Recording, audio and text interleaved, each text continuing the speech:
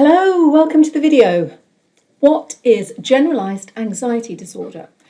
Now, most people think when we're talking about anxiety, there is just one type. But as I explained in the previous video, there are several different types of anxiety, although all of them have some things in common.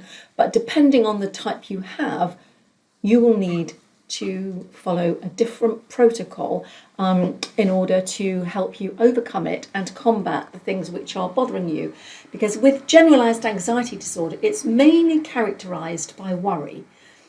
So you might constantly be living in yourself thinking, gosh, what if this happens? What if that happens? And so it's kind of generalised across the board. It's not just worrying about one particular thing. You might worry about everything, and you might think, oh God, I was just born a worrier. That's just who I am. I'm just a worrier. And we all worry. We're hardwired to worry because it's an evolutionary mechanism which kind of alerts us that there's a problem in the environment, or a problem, something going on inside of us or in our family. So it alerts us to that so that we can problem solve it.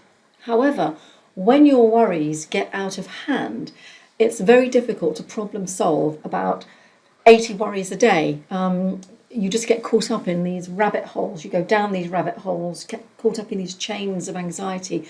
What if I get knocked over by a bus next week? What does that mean? What will I have to do to prevent that from happening? Because we always assume the worst. We're not worrying about great things that are going to happen to us. We're worrying about something which is quite catastrophic. So that's basically what generalised anxiety is. It's anxiety which is generalised across a range of subjects and areas.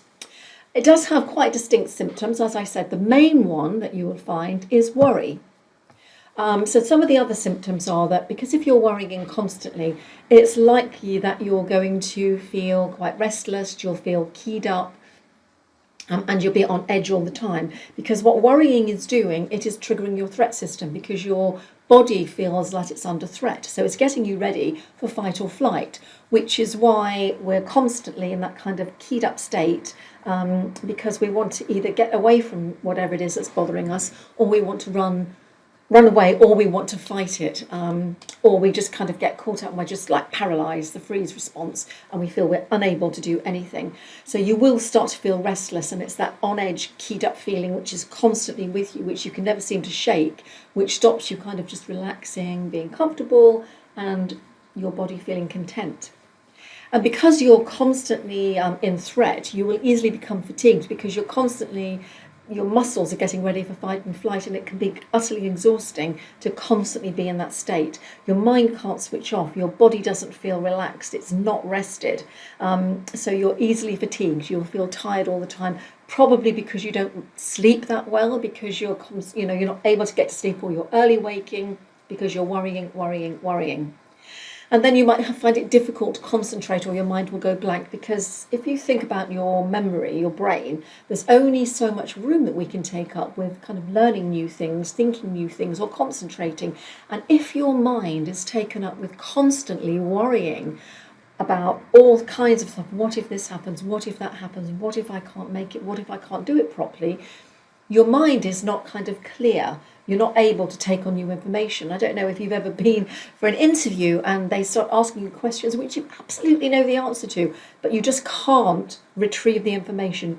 Your mind has gone blank, completely gone out of your head. They say, what's your name? You're thinking, oh my God, who am I? I don't know my name. Of course you do, and you know most of the information which you're being asked in an interview. You just cannot find it in the file to retrieve it, because your mind is focused on threat, getting you ready for fight or flight. So why would you need to concentrate on anything else other than getting yourself out of that horrible, difficult situation? And then, of course, that makes you irritable. And we all know, don't we, if we're going for an interview, or if there's something really worrying on our mind, we kind of maybe we might snap at our kids, snap at our friends. We just feel irritable. We're just not able to settle. And so that irritability kind of gets in the way of our relationships, of us responding to other people in a way that we would normally like to. And it doesn't feel good. We might just snap back at people because we just can't help it, because it's kind of building up inside of us, and we feel kind of that, like we said, agitation, and then we just get irritable. And then we've got muscle tension, because of course if your body's in threat, the likelihood is your muscles are tensing, you're getting ready for fight and flight. And I often find that if I'm feeling very, very worried or very, very tense, I get very tense neck. It can kind of cause headaches, can come over, because your kind of body's in this position, getting ready for fight and flight. And that can, again, stop you sleeping, can make you feel very achy, and it's just an unpleasant feeling. You just notice it. You're sitting at your desk and you just can't seem to shake it. It's just there all the time. And like I said, all of those things contribute to a problematic and disturbed sleeping pattern. You're just not able to switch off. Because if you're worrying constantly, worrying about things which may or may not happen, and your body's in threat, it doesn't want to switch off because it wants you getting ready for fight and flight. It wants you out of there. It's going to disturb your sleep because your mind is going to be turning over, and you just can't rest. You can't switch off from any of those annoying worries that just keep coming in, and you don't know where they're coming from, but one thing leads to another, and then there's another, and you just cannot stop the worrying. So those are the main symptoms of generalized anxiety disorder, and you may experience some or all of them. Some you might experience a longer, in a greater duration, a greater strength of them. So I have included a little chart where you can kind of tick which of those that you're experiencing and how long and sort of how intense you feel them, because we might have all of those sometimes, and we all can sometimes worry and we just can't get to sleep one night, but this is like persisting over time. It's not just one-off occasions.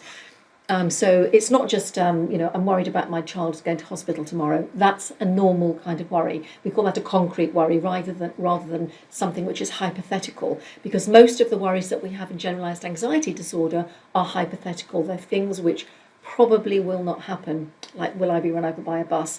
Will something bad happen to me on the way to work? What if I can't do this? What if I can't do that? So most of them are hypothetical and they never come to fruition. But our minds go over and over and over, and they feel real because we're having a physiological reaction to them. So that's the basics of generalised anxiety disorder. So go ahead, have a look at the list below and tick the ones which apply to you. And in the next videos, I'll be talking about what we can do about some of these, how an anxiety disorder, like generalised anxiety disorder, will kind of present itself in everyday life. And how we can start recording what we're worrying about, and so that we can start to do something about the worries to see whether they, first of all, are concrete or hypothetical, and then we can learn to deal with them, and other techniques to actually help to calm your system down, to bring you out of the generalised anxiety disorder so that your muscles can feel more relaxed and that you're able to sleep much better. That's generalised anxiety disorder, and see you in the next video.